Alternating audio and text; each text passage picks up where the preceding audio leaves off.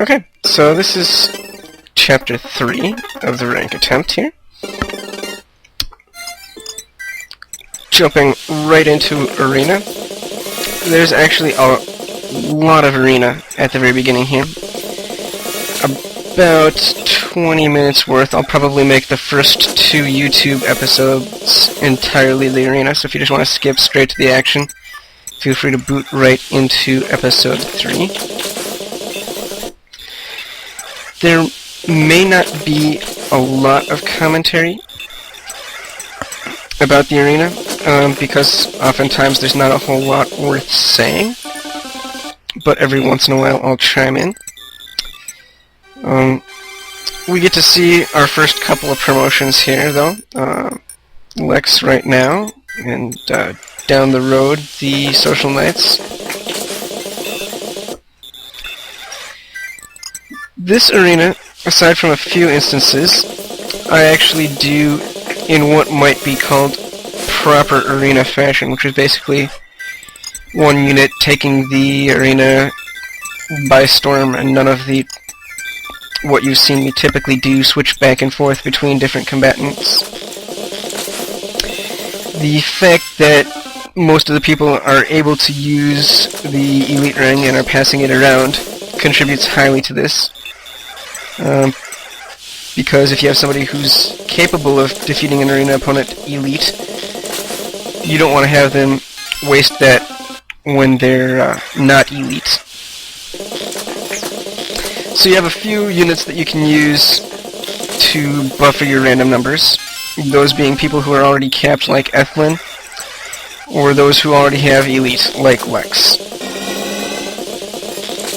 or those who can't afford the Elite Ring in any way, shape, or form. But for the most part, you're going to have your people go straight through the Arena. And at this point, they're starting to be strong enough where they can usually hold their own, either through stats or through trading around effective weaponry.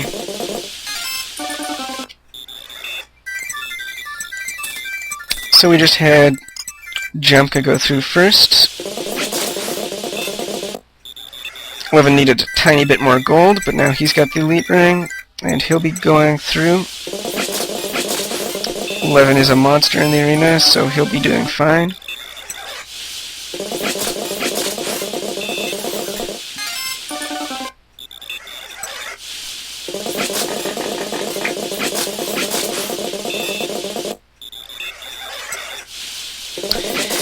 The Dark Mage here would be worrisome, but he got 2 crits off, which was fortunate.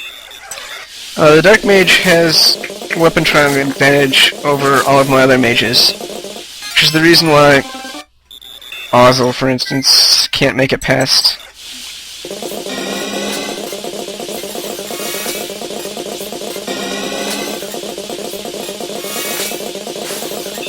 So Deirdre here hits level 24, which is important, because that means that a full use of the Warp Staff will give her the 6 remaining levels she needs.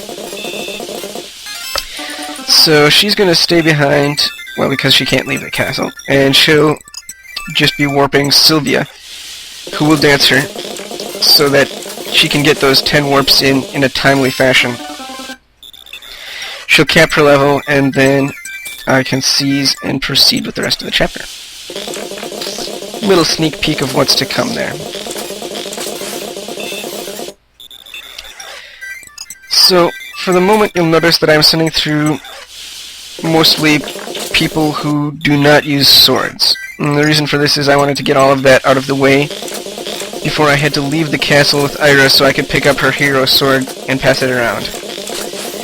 The more combat you can get done while you're still able to utilize save points, aka before you've done any permanent moves, the better.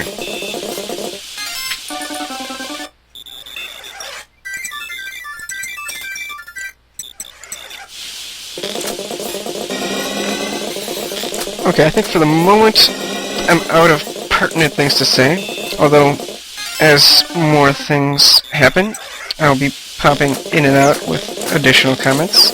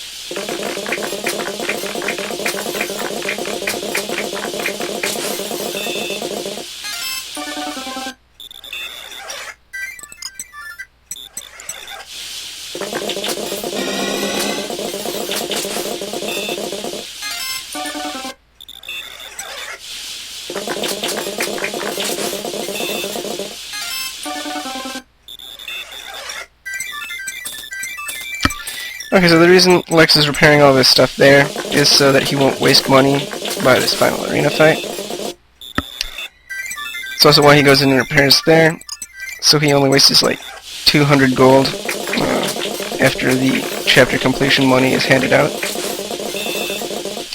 Which is not too bad. I mean, I guess Lex doesn't really have a need for money, and he's going to waste money eventually, but I try to keep it to a minimum.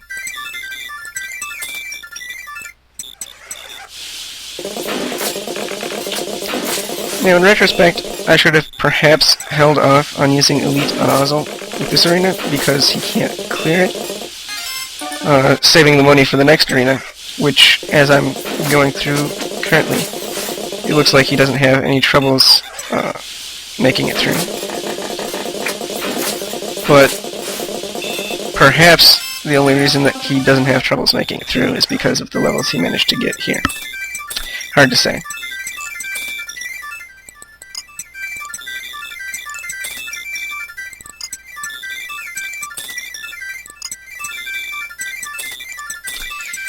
Now, for a bout of item redistribution. All of Deirdre's staves are going to Ideen, except for the warp staff. Rearrange a few items between Ethlin and Lachesis. Fury gets the Thief's Sword for awesome utility.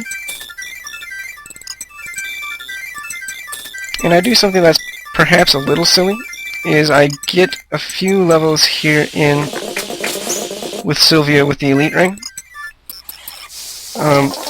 This, actually, I'd done the math, and I thought it wouldn't delay her purchase of the Night Ring, but I forgot to account for just how much money she needs to spend repairing her equipment, because she literally breaks a sword every time she has a fight.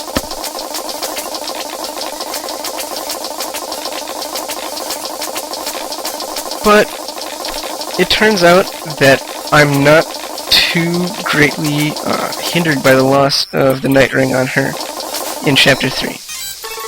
I think where I'm really going to want it is on Chapter 4, so she can dance people and then go pick up a civilian. Or dance people and then go visit the Defender Village. Chapter 3, there's not a whole lot of stuff that she needs to do after a dance, so it ends out not being that big of a mistake, I think. The fact that I'm leaving Sylvia in the castle anyway was what led me to do a number of things here, like giving her the heals she needs to purr through these fights and actually making the Elite Ring pay off in terms of levels.